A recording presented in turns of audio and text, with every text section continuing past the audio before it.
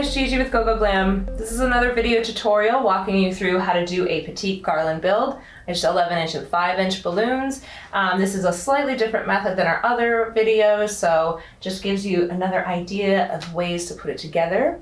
And then at the very end, we're gonna add in some more 5-inch clusters with our little eyeballs and some of our 22-inch Tough Tex balloons, just to sort of complete the entire look. So let's go ahead and get started.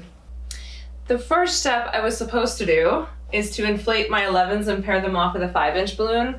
I actually want to do one 5 to one 11-inch for the whole build, but I was so excited about my new inflator that I started tying them off in 5s and 11s. So I'm going to just show you a combination of one build style into the next, and then you can kind of see how they work. So since I kind of flubbed that, we'll just roll into it, and I'm going to finish inflating these and tying them again, one 11-inch with one 5-inch, and I am going to use my new machine and see how that goes. So I'm going to do my pairs a little bit differently when I'm doing the 11s. If I do it like this, I'm going to do one nude, one pearl cream. I'm going to do my two peaches and my two pinks together. So if I was doing this assembly method, that's how I would tie them together. For this, I'm actually going to do, I want my pattern to be peach, peach, lilac, pink, peach, peach, lilac, pink. So I kind of want to pre-decide which colors I'm going to match up so everything flows the way I want it. So I'm going to do the cream with the peach, and then I'm going to do the peach with the pink. So that's how we're going to do it. All right, we're gonna see how this goes. I don't know.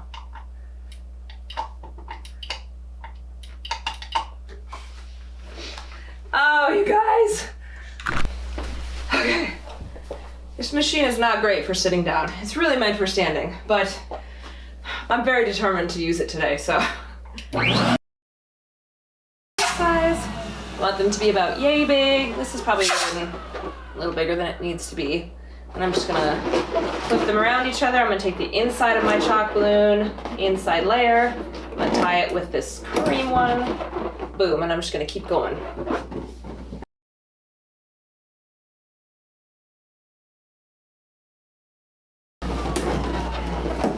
Gonna be honest, this machine gets away from me a little bit. Like I said, I just got it, so still kind of getting used to the gas pedal. Kind of feel like a kid that's learning to drive. If any of you have had to teach your 15-year-olds how to drive, you know what I'm talking about.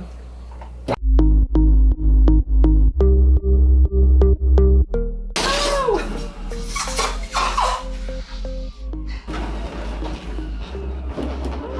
You little bugger. That's not supposed to be in here. This is probably a little too small. I gotta be honest. I would have inflated that bigger. So don't go that small, guys. No! Come back! Don't lose the tail inside the balloon because you're gonna have a problem. Let's see if I can rescue it. Okay. Whoo! Got you. I got you. So got all of my balloons inflated, got my mistake ones over there. We can kind of talk about that at the end. And then I've got my curling ribbon. I cut 12 feet, which is probably gonna be short for what I need because I'm doing a 10-foot build. I was thinking I was doing an 8-foot build. I always like to have about 4 feet more than what my length is gonna be. So I should have done like 14 feet. So we'll see how it comes together. First step is going to be, as usual with the ribbon, tying these together, tying a nice little knot, maybe 3 times. You don't need to have a whole bunch at the end here. You don't want to really waste your length and your ribbon. So start with your tail, and then since I'm going to alternate kind of peach and the pinks, I'm going to grab this guy. I am going to set it in next to the 5-inch. And I have my ribbon kind of at the back, and then I'm just going to do a figure 8 once, like that. And then I'm going to grab a baby pink, and I can kind of put this in however I want to for this style, but I don't want to have, you know, if you want a lot of 5-inch sticking out right there, you totally can, or you can kind of come back around the back, which I am going to do like this. So this one you kind of just fit it in as you go along where you think is going to look good. There's not really like a wrong way to do it, I guess. I like to kind of rotate my peaches and my pinks around. But sometimes you're gonna end up with colors next to each other with this one. It just happens. It just happens to be that way. So 1 figure 8. Sometimes I'll do more if I want to come out at a different spot, which I kind of do. I'm getting all my 5s in one area, so I'm gonna come around the back side now over here. And I'm actually gonna do another peach one right here because I'm coming on the other side. So, not that one, this one, like that. So I'm gonna put it in here, again, doing a figure 8, like that. And I might come this direction. Maybe I'll do like a lilac and have it go this way. So, like so. Coming out that way. Let's see, I'm gonna come this direction. But I'm gonna do some baby pink. Put that in here. And it goes like so. And tuck that in there. And sometimes you have to kind of push the neck down. I'm actually holding the ribbon with my hand, the ribbon that's in here, and just squeezing them together. So, there we go. Peach. Aha. There we go. And again, I'm getting kind of all the 5s on the one side here, so I'm just gonna like flip this the other direction. Kind of come, whoops. Kind of grab where I want it to sit, put it in, wrap it around, come back, and another peach one. No, not that one.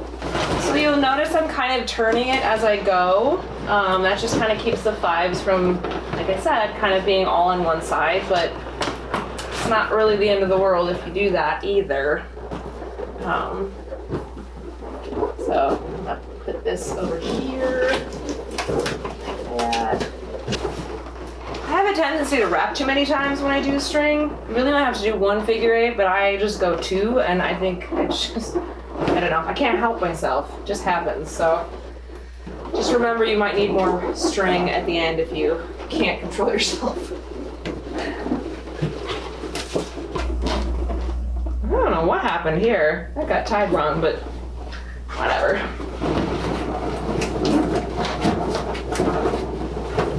Go figure, I tied something wrong. Ha, shocking, I know. I'm getting to a point where I know I'm gonna run out of string because I wrap too much. So I'm gonna just add some more on. Probably gonna add about 6 feet here. I just take these 2 and tie them together, just like that. Nothing crazy. You can do 2 dots if you want. If you're using fishing line, I do more knots because it's slippery and it tends to unknot itself, and ribbon doesn't. So that's all you gotta do there. That's no big deal.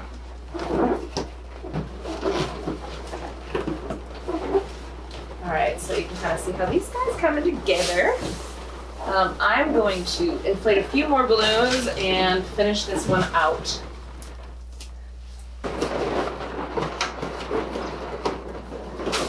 All right, whew. I'm at the very end of this assembly. Now I would tie this off at the end, just go back in and tie it in on itself. You can either tie it around one of the tails of the balloons or you can tie it back into the ribbon. Just because you want to make sure it's secure, make sure nothing's going to slip away. So I do recommend doing that as your end step. So here is the finished garland. This one is a 10-foot garland. It actually probably ends up maybe closer, it's probably about 10 feet.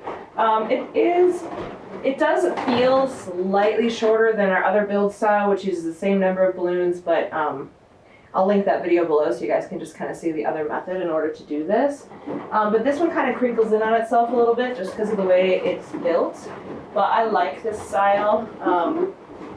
if you get everything kind of flows together nice. And it's really easy and super quick as far as not really having to add anything in when you're done.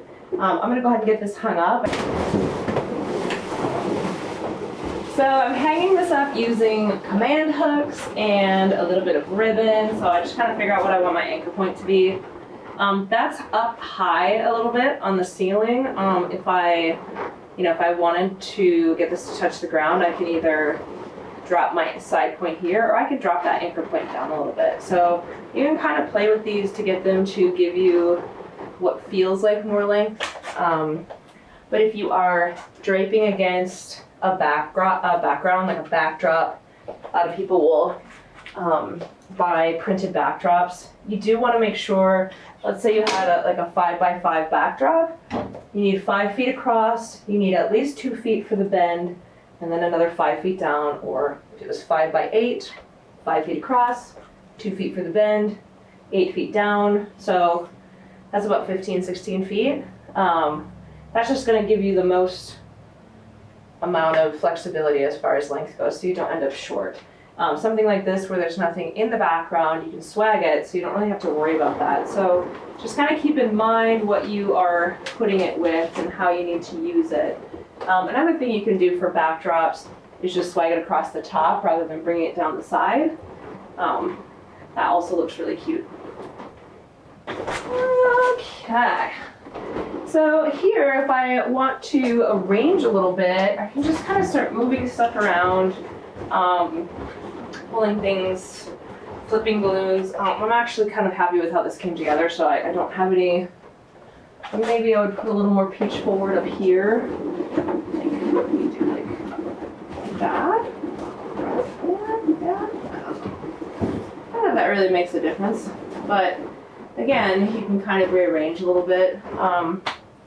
This one's a little bit weirder when you start arranging. The whole thing wants to flop with it, whereas the other style build in the length below has a little more flexibility for rotating balloons. So as you're putting this together, just kind of watch how it's coming. Watch how the colors are playing together. So, all right.